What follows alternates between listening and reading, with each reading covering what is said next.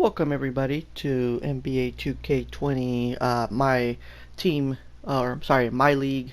We're gonna go ahead and do a rebuild today on the worst team in the Eastern Conference based on the season standings for the 2019-20 season, which was the Cleveland Cavs. So partially what I like to do, so just to go ahead and get this rebuild done a lot faster, we're gonna go ahead and automate a couple of the things here. Just taking a quick look. I do like to control mostly like the draft and team options, qualifying options, and stuff like that.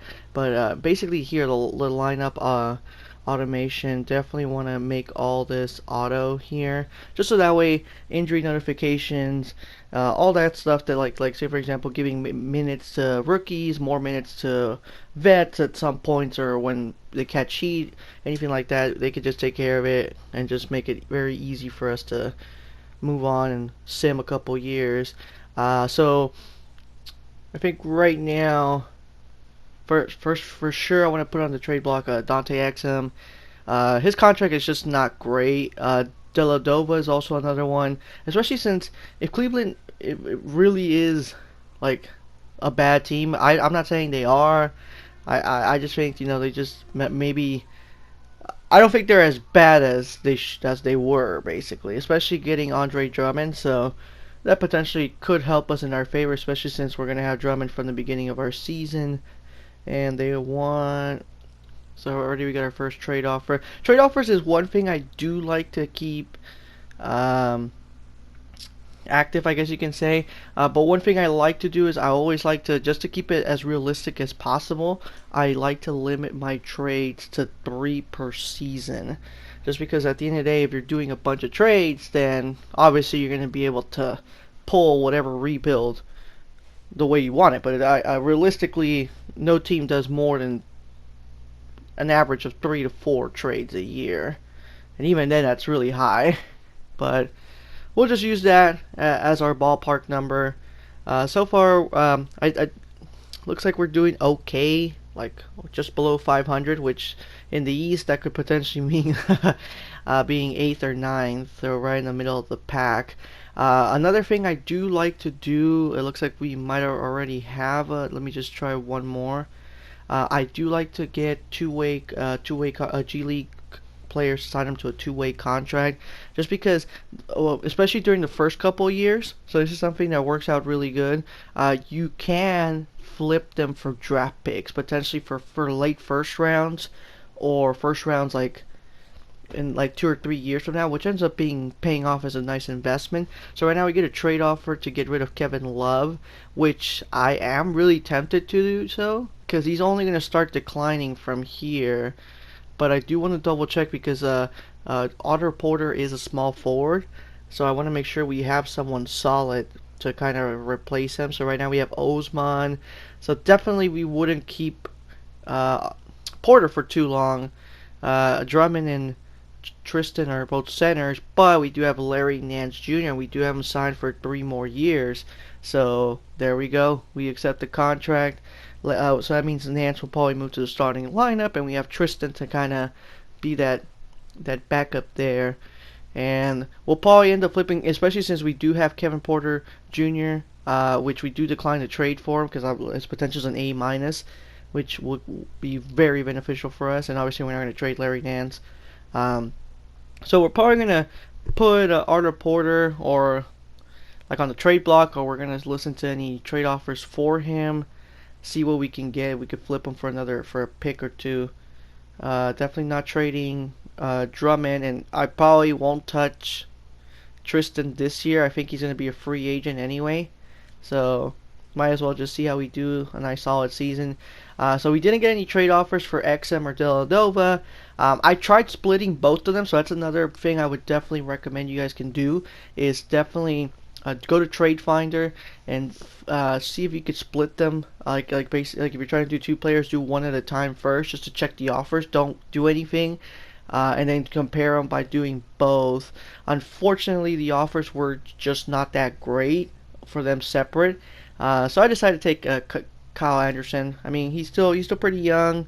Hopefully, could potentially develop, and his contract is just it's basically the equivalent of one of the ones that we had for Exum and Dellavedova. So definitely saving some cap room, especially since we're not going to be a great team. I think the logic is if you're a good team, you can spend as much as you need to. But if you're not, then we shouldn't. Especially since this is our first year. So I mean, no reason at all why we should be overspending more than we have to. Ooh, but this trade's actually really tempting. Zubac. Okay, so look at that. 4 years, nice little minimum, like kind of like minimum size contract. We do get Patrick Beverly, um, and then we did have an abundance of centers. So I do end up accepting this trade because we're gonna lose Tristan to free agency, and I really don't want to re-sign him for the massive amount he's probably gonna ask. He's probably gonna ask for 20 million a year, especially since we are gonna, because Drummond more than likely is gonna decline his player option, and then we're gonna have to sign him for max, which we will do. So no reason why we're gonna have two centers with max deals basically. And so Drummond is an all-star, so there you go. More than likely he will decline, and we do get a trade offer for Otto Porter here, but that contract for Mike Conley is just not great. So then we go to Trade Finder to see if we could find something better. Blake Griffin, 2 years, not really worth it for us. The only one that involves a draft pick and I guess a 1 year deal is Charlotte. So we're gonna go ahead and pick up Batum, flip him, and get their pick basically for next year. And so we're gonna keep simming right here to basically right before the contract extension deadline, just to double check to see if anybody is interested in picking up a player. Well, extending their services with us here. So see, Drummond as expected test free agency, but Batum wants to test free agency. That's cool, bro. I wasn't even gonna sign you, so you're good, bro. Oh no, so horrible. You're not gonna re-sign with me. Oh, Batum, please sign with me, bro. Please, please. Like, I'm dying over here. And so we were in the playoff hunt. So we're right now we're just a little bit above 500. So it looks like we're gonna make playoffs first season. So which is not bad considering that we kind of did make a couple of key trades. We basically got rid of Kevin Love and Tristan Thompson, and even despite that, looks like we're 43 wins. I think that should be more than enough for a slot there. Ja Morant, Rookie of the Year, Giannis, and then Nick Nurse from Toronto, Rookie Coach of the Year. Sorry. No accolades for us. Except for Daniel and Darius being all rookie second teams, which makes sense because I think Patrick Beverly was probably the starting point guard, and yeah, he is. And then Kyle Anderson, which I'm actually surprised, but I guess okay, I guess they know what they're doing. And we did lose Larry Nance, but we pick up game one. Oh, look at this. I'm actually surprised. Okay, it's back even, but wow, we took 2 wins. We went up 2-0 against Milwaukee. I mean, they do end up coming back and winning the series, but I was like, oh damn, like, are we really that good? And the Clippers, Kawhi Leonard ends up literally winning the NBA championship. So that's fine. And then Vince Carter, Hall of Fame. Let's take a look at the league meetings. And, of course, the worst team's going to have an improved lot. So, basically, back to how it was 2-3 years ago. I don't know how much the percentage is going to be, but before, the worst team in the NBA had a 25% chance of picking a nice pick here. So, we are going to flip our pick. I mean, because we're mid-table, we're 15th. So, that means that we're not really going to have a great pick. So we do end up trading it off. But Toon ends up accepting his player option. So I guess he realized, hey man, you know what, my bad, bro. But I don't want you no more. So we do give him to the Knicks in exchange for a pick there. And obviously here's the thing I do say. So Drummond has no contract offers. So we're going to go ahead and offer him the flat. So basically meaning we're going to offer him the same amount every year, which will end up saving us a bunch of money in the long run. Instead of giving him the 5% rate, or 5% and then the 8% raise for bird rights. And so we do have a little bit of cap room after signing him. We have about $6 million, so we can get a nice point guard here. Kevin Dunn is just a little bit out of our range, so we go for Frank Mason, and we still have a little bit of room. Look at that 874K. Not much we can do with that, but a good thing is since we have the two guys on the qualifying offers, that was like from the two-way players. So this is why two-way players are important because they sometimes end up growing to be really, really good, especially this season since we gave away our pick. It kind of allows you to have that little extra help basically. And so see, we looks like I guess one of the guys they end up picking up a better deal somewhere, and I guess the simulation forgot to notify me that I could match. But that's okay. 14 players, that's basically the required anyway. Patrick Beverly goes down, but everyone else pretty much goes up. So far, the rebuild is looking pretty good. So one thing I do definitely recommend, guys, you need to get either an A minus, an A solid, or an A plus trainer, because that allows you to have 3 training sessions. If you get a B trainer or if you get a C, you get 2 or 1, which at the end of the year that plays a huge factor because it allows you to raise like your rookie's potentials. So the more you have, I mean the max is 3. So if you have 3, you have 3 players you could give it to, which in this case we actually did have. We actually needed 1 more ideally, but unfortunately 3 is the max. So definitely one recommendation is once you go to the off season and you see a staff member that's an A and yours is not an A, you need to fire that staff member. I'm sorry, but in a rebuild, that is your best strategy right now. So we're starting season 2 here. Looks like we're kind of off to a slow start here, which is I guess not terrible because I mean we didn't really upgrade our team. We just basically kept it as is. We do have a couple draft picks basically for future seasons. Obviously with the Hornets, I think we should have the Hornets pick this year, and obviously our pick. So worst case, if we do terrible this season, we have a nice pick for in the draft especially. But so far it looks like we're holding up. I mean, it looks like we're a 500 team. And right as I say that, we lose like 3 or 4 in a row. Oh, 5 in a row. Look at that. Okay, so we went on a little losing streak. Probably a player got injured or something. That's what I'm thinking. No, don't want to trade Zubac. Unfortunately, don't want to trade Zubac. Don't want to get rid of Kevin Porter Jr. He's already 78 overall, so he's looking pretty good. Look at a win over the Warriors. Ooh. And I don't know why they keep offering me. I'm gonna have to put Zubac on the untouchables because, like, they just keep offering me stuff, and I'm just like, bro, like, what makes you think it's gonna change my answer? All right, so we do go to a trade finder, and we are gonna trade away our two-way player. Look at that, 78 overall. No way we're gonna be able to keep him next year, and we get a nice first round from Utah, basically, for a future year. Unfortunately, it looks like we didn't pick up an all-star this year. So more than likely Drummond was injured is what I'm thinking here. And that should take us to the trade deadline. Again, another trade offer for Zubac, but we're just gonna go ahead and stay put with the team that we have. I mean, I don't think there's much we can do to upgrade this team right now, so that's fine. Oh, look at that! They don't want to re-sign with me. They're pissed. But we are saving.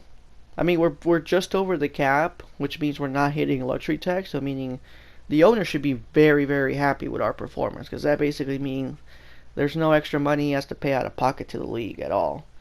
And despite this, looks like we're still a playoff team. Look at that. We're a 500 team, which granted it is easier because we're in the East. But you know what? I ain't gonna tell him that. It looks like we're gonna go 41-41. Okay, so just a little bit down compared to last year. Wiseman picks up Rookie of the Year. John Moran. Oh, look at that. Zion, Jimmy, LaMelo. This should be interesting. And we're actually number 7, so we actually went up a slot. Let's just take a look. So it looks like Larry Nance again. We have him injured, which looks like we're gonna have to do some things in free agency potentially, because this is the second year in a row he's injured in the playoffs. Okay, so we're gonna stop the simulation just to double check he's back on the rotation. Looks like he is available. I mean, we're down 2-0, so let's see if we could flip that switch here. I mean, we do have Ivan Rab, but it looks like I guess he's just not cutting it. So let's see what we could do. 3-0. Okay. All right, we got 1 win. That's fine. I'm happy with that. Oh, we pick up 2 wins. Oh, we tie. Oh, okay. I was about to say, wow, we came back from 3-0. But you know what? A 7-game series against Philadelphia, that's fine. I mean, Ben Simmons and Joel Embiid, we took them on and we almost beat them. And it looks like Giannis ends up beating Minnesota to win the championship there. Looks like staff retirements and looks like no approved league meetings. So look at that. Detroit's gonna have a 33% chance for a first round pick. They still end up not getting it. They go 4th overall. We will again have, I guess, not great picks. So we'll probably end up flipping them. I do end up firing my head coach just because he didn't seem to have a really good defensive grade. So I went with Otis Newman. He has a look at that. Even though they're both even though they're both B grades, because of the fact that they're both B pluses, that's actually really really good. You know, it's basically because some coaches have a really high rating in offense but a really low rating in defense. So that we get the best of both worlds here, which is what we need. So we're going to try to upgrade our pick here to go up to 10th. So we're going to offer all of our second rounds. I mean, to be honest, I don't really care much about the second rounds. So we're going to go ahead and upgrade here just to see if we could pick up a power forward in the draft. I mean, 10th is not horrible. I mean, they don't want us to draft Usman because it looks like he's injury prone. So we'll see how they do. So OKC, of course, they're gonna get Kate Cunningham because he's just fabulous. And actually, from Oklahoma State, so I guess that makes it more realistic. And then Jalen Green. Oh wow. Okay. We're only gonna see the third. We're only gonna see the top 3. Just because we didn't do it for the other one. So Jonathan, and then looks like we got a couple offers. Let's see what they got. I don't want to pick up any players here. And then Aaron Gordon, I love Aaron Gordon, but a 1-year deal isn't going to cut it for me. And then they're trying to get us to bump down. Why? Why are they trying to get us to bump down?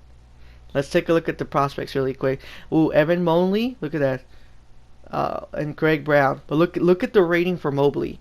Yes, he's a year older, but he's 3 points higher, and he's an 80 overall. We're drafting Mobley, which is exactly what we needed anyway. We needed a power forward to kind of help out because it looks like Larry Nance gets injured a couple kind of frequently, and so yeah, I'm happy with it. So 79-76. I mean, it should be pretty good. And guys, we'll go ahead and leave it the video right here. But we'll do a follow up on free agency and the rest of the year. So we'll probably do about 5 to 7 seasons. So stay tuned, guys, and you guys take care and stay safe out there, alright?